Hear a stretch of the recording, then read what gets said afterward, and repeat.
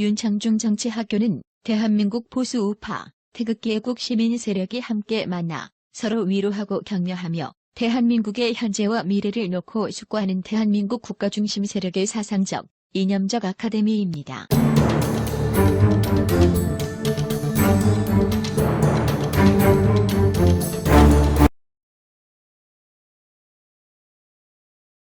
안녕하십니까. 어제 대한애국당이 여의도에 중앙당사를 확보해가지고 그 개소식을 했습니다. 그런데 오늘 보니까 그 개소식 소식을 다룬 언론은 일요서울TV 딱 하나고 대한민국의 모든 언론이 단 한 줄도 보도하지 않았습니다. 대한애국당은 대한문에서 태극기를 흔들었던 순수한 태극기 시민세력, 보수 우파 시민세력이 정치적 공동체, 정당으로 성장해서 키운, 성장해서 만든 그러한 정당 아니겠습니까? 이 결코 정당으로서 그 존재하고 있는 데 대한 그 존재의 이유, 그 명분이 결코 어느 정당에 뒤지 않는 정당임에도 불구하고 참 언론은 단 한 줄도 보도하지 않았습니다. 먼저 일요서울TV가 촬영해온 장면을 보고서 칼럼을 계속하도록 하겠습니다. 문제적으로 타락합시다. 아니 144시간 뭐 했는데?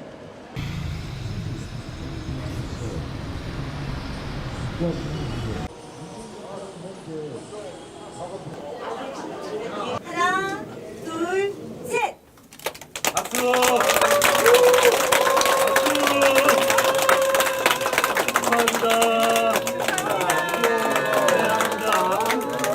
그 이상의 우리가 바라고 싶은 것도 없습니다.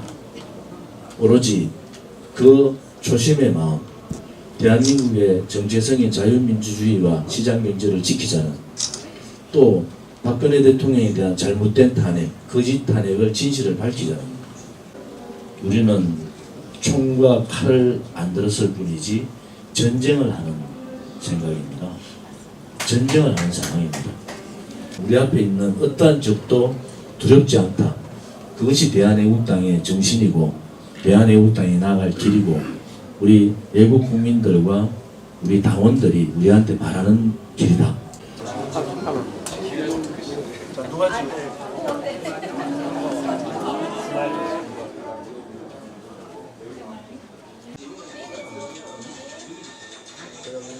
하나만 좋은 게 있으니까 하나만.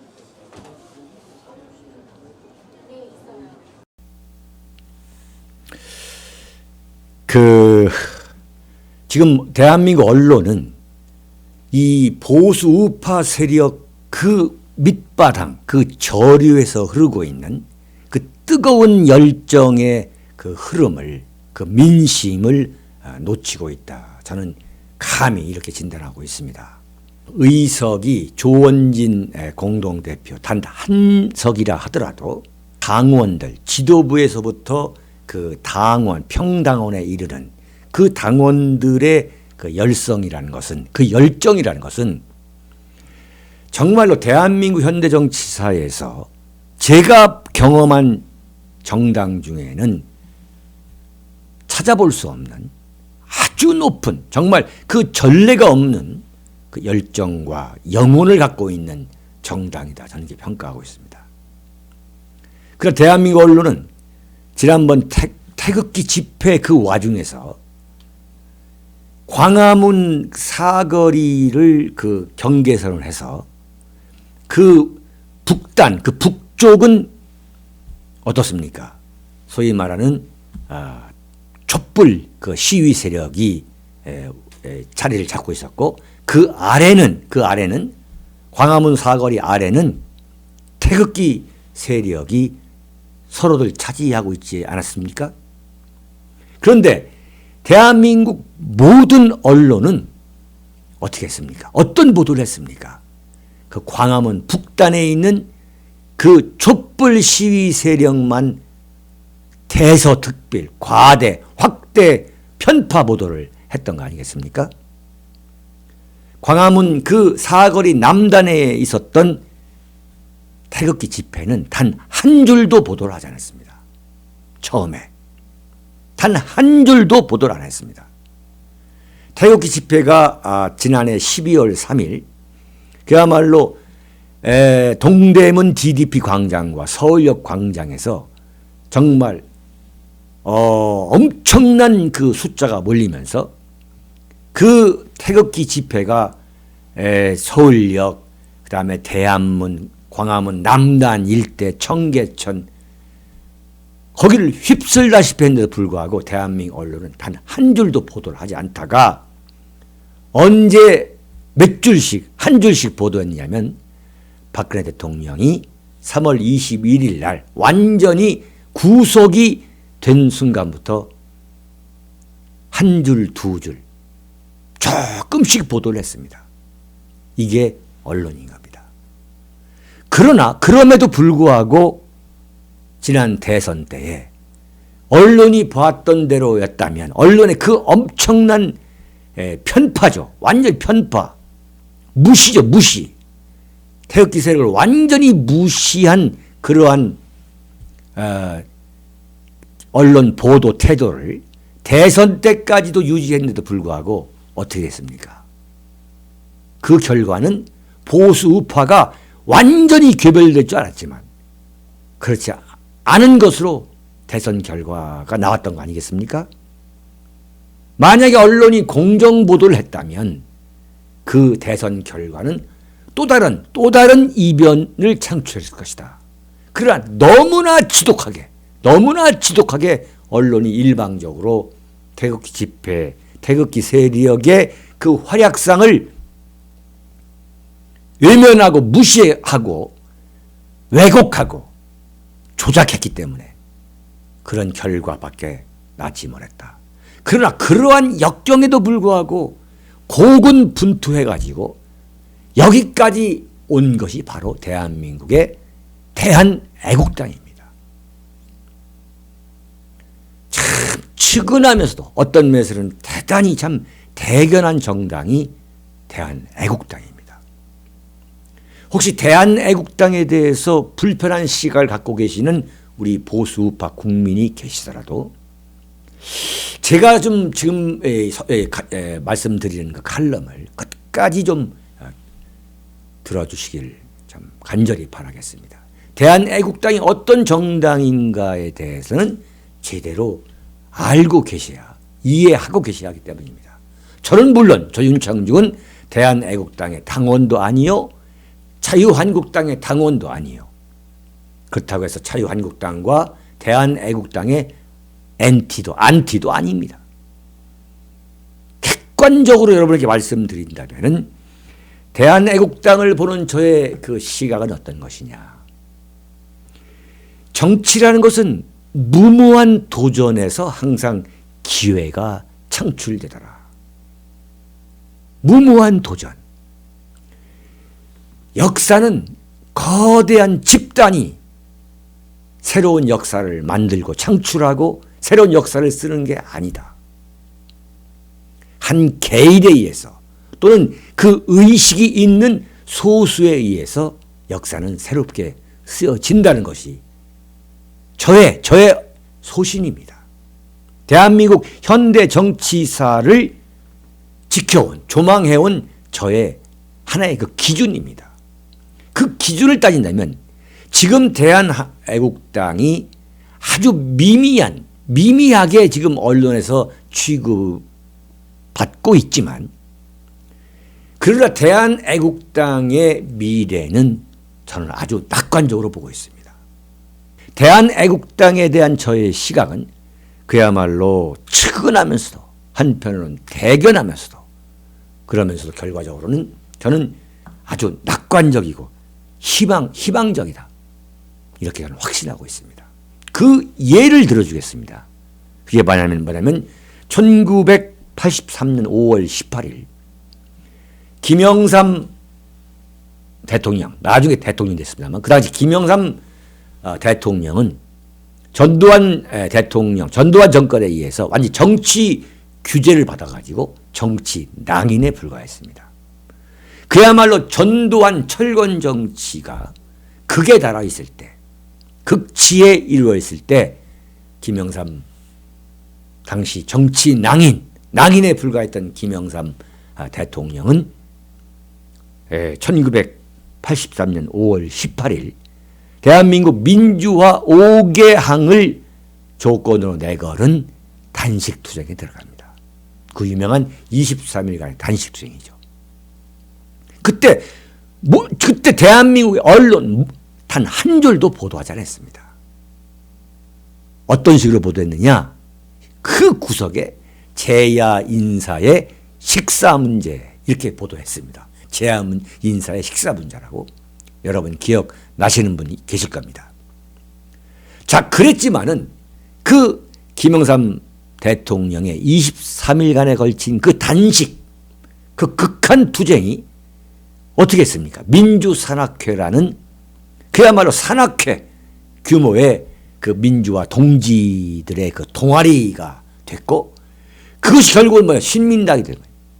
그러니까 신민당이 2년 후인 1985년 2월 12일 총선에서 제1야당이 될 것이라고는 아무도 예상을 못했습니다. 아무도 예상을 못했습니다. 그냥 그야말로 미니정당, 당시 최대 한 6, 7석 정도 되는 정당이라고 당시에 전두환 안기부에서도 그렇게 예측을 했었습니다. 그러나 1985년 2월 12일 당시 제1야당인 미란당, 민주한국당을 완전히 붕괴시키고 신한민주당, 신민당의 돌풍을 몰고 왔습니다. 그래서 결국 신한민주당, 신민당이 제1당이 되는 그러한 참 대이변이 일어났던 것입니다.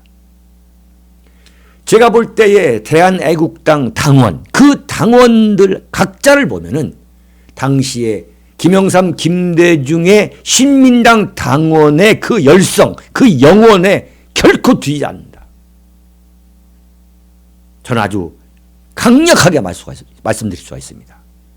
지금 대한애국당의 그 강력한 지지 세력, 그 구성원들인 태극기 강골 세력, 그 태극기 강골 세력과 YS가 단식하고 그 만들었던 그 신민당 당원과 비교해 볼 때 오히려 대한애국당의 그 태극기 강골 세력의 그 열정, 그 자세, 그 사명감, 애국심이 더한층 강렬하다. 저는 그렇게 보고 있습니다. 따라서 대한애국당은 지금 이 2017년 대한민국 현대 정치사에서 저는 틀림없는 존재의 이유가 있다. 존재의 이유가 있다는 거예요. 레이송 데이터가 있다는 거예요.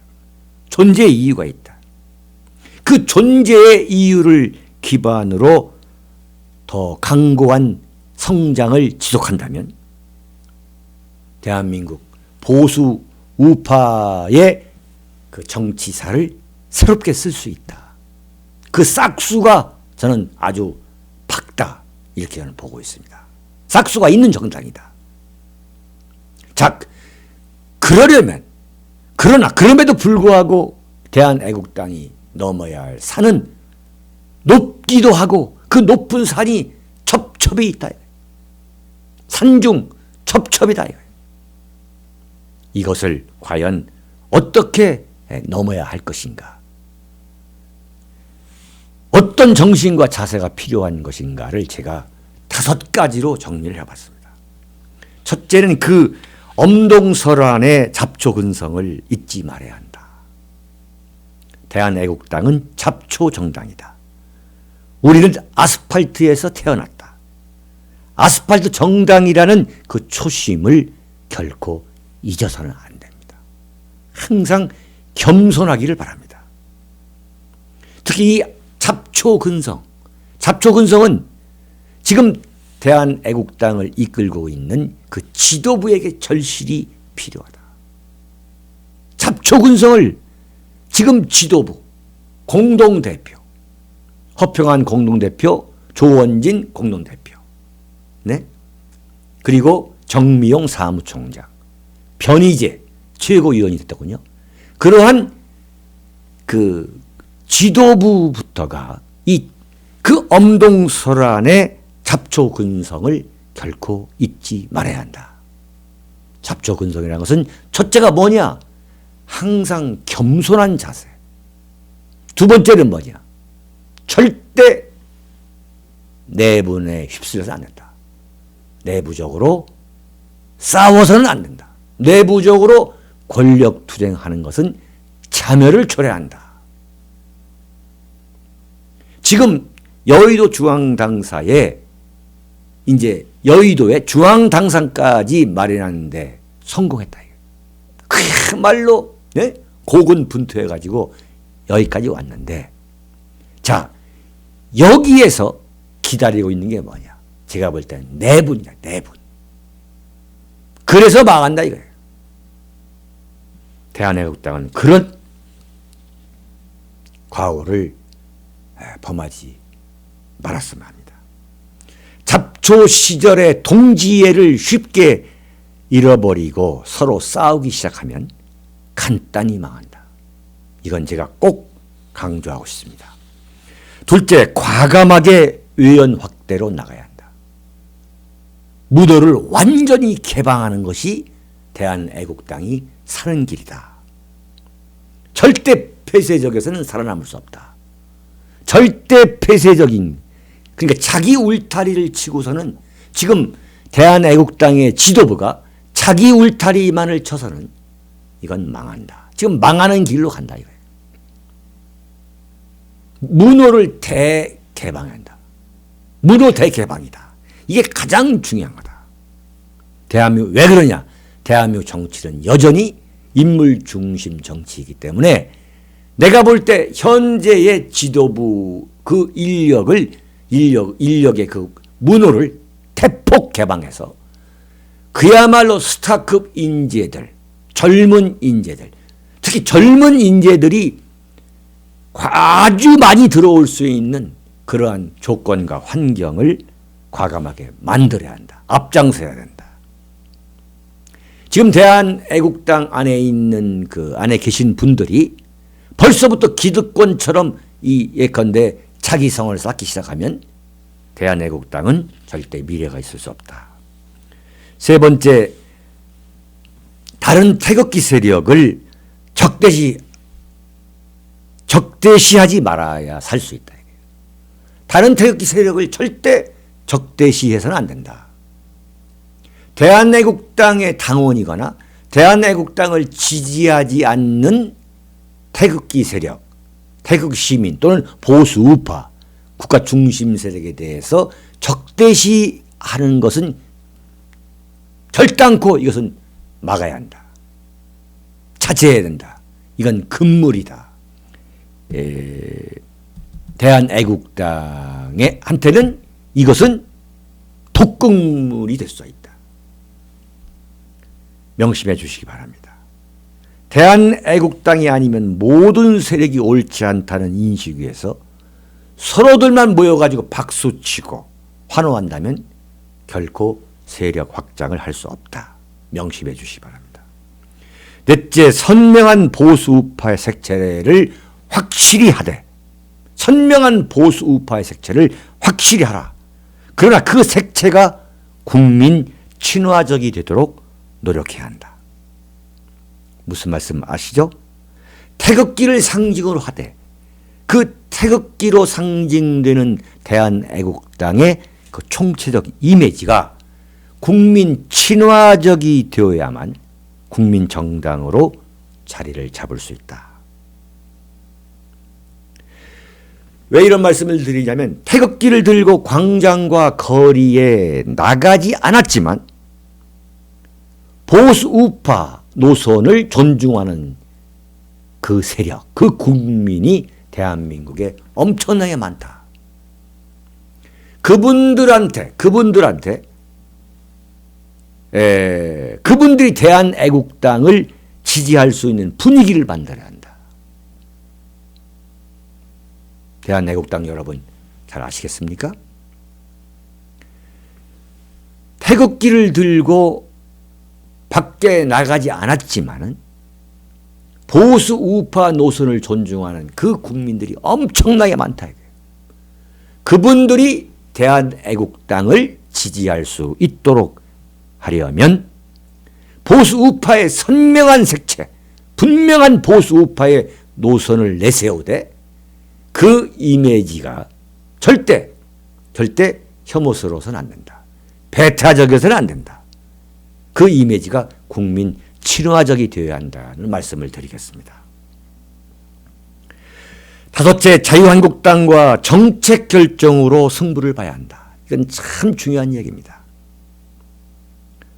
보수우파 국민들에게 자유한국당이냐 대한애국당이냐 대한애국당이냐 자유한국당이냐라는 선택을 요구했을 때에 대한애국당을 선택하게 하려면 정책으로 흡입해야 한다.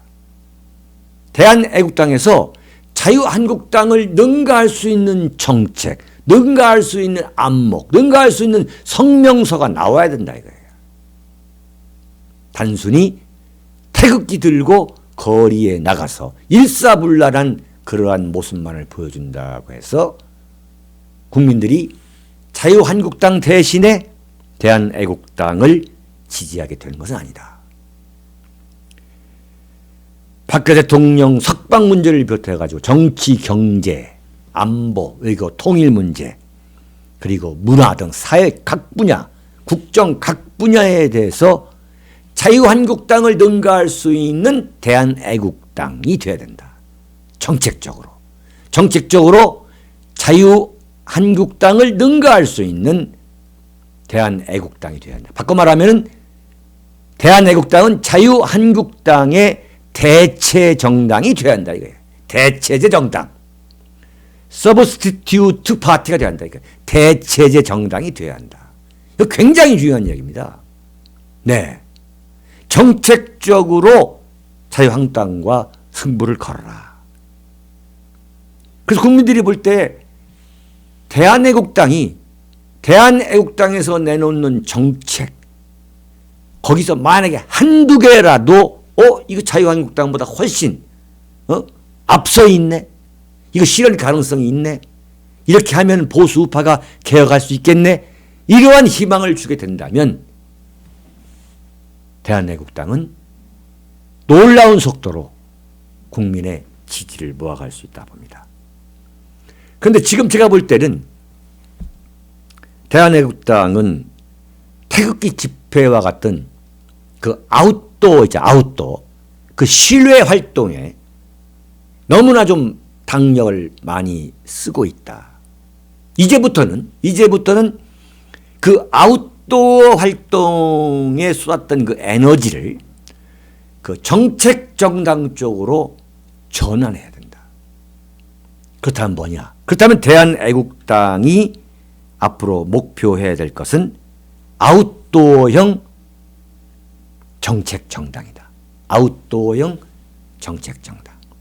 그러니까 자유한국당이 갖고 있지 않은 그 대중 동원력, 대중을 모빌라이즈 할 수 있는 그 동원력이 있지 않습니까? 그 동원력을 그대로 살리되 여기에 정책 정당의 기능을 강화해야 되겠다. 빨리 그 정책을 개발할 수 있는 그러한 인력을 확보해 가지고 지금부터는 정책 정당의 면모를 갖춰 나가야 된다. 그리 어려운 일은 아닙니다, 이게. 따라서 대한애국당은 지금 여의도의 중앙당사를 마련한 것을 계기로 이제부터는 아웃도어형 정책 정당을 목표로 자유한국당과 경쟁하는 그러한 정당이 되어주기를 간절히 바랍니다. 여러분 11월 달 윤창중 정치학교 11월 11일 대전 중청권 우리 보수 우파 시민들을 위한 11월 11일이죠. 서대전역에서 오후 2시부터 열리는 윤창중 정치학교. 그리고 대한민국에서 가장 큰 섬, 그 제주도에서 11월 25일 오후 2시. 네. 그 제주시입니다. 제주시 도남동. 그 도남 우체국에서 도남 오거리 쪽으로 가다 보면은 그 이룸 교육원이라고 아트박스 1층에 아트박스 그 서점이 있습니다. 그 서점 4층 건물입니다. 11월 25일 윤창중 정치학교가 제주도를 찾아갑니다. 여러분 감사합니다. 윤칼세 TV는 여러분의 후원과 도서 주문으로 운영됩니다. 윤칼세의 올곧은 목소리, 여러분의 후원이 필요합니다. 윤창중이 피를 토하듯 써온 세 권의 책, 박근혜 정권의 제1호 인사 윤창중, 언론과 적대 정치 세력에 의한 억울한 누명, 난도질, 생매장, 박근혜 대통령을 붕괴시키기 위한 예고편이었습니다. 2013년 5월부터 2016년 5월까지 3년간 죽음보다 더 암담하고 참혹했던 칩거와 운둔. 윤창중은 어떻게 인간적, 정치적 시련을 극복하고 세상에 다시 돌아왔는가. 생생한 육필기록, 윤창중의 고백, 피정. 세상에 다시 나와 대한민국 쓰레기 언론을 상대로 과감히 혁파운동을 전개하면서 자유민주주의를 지켜야 한다고 외쳐댄 그의 피 맺힌 절규, 2017년 12월. 박근혜 대통령의 탄핵, 파면, 구속의 격동기. 박근혜를 지키지 못하면 대한민국을 지킬 수 없다. 그가 토해낸 리얼한 칼럼 운명. 도서 주문은 010-8881-4649로 연락 바랍니다.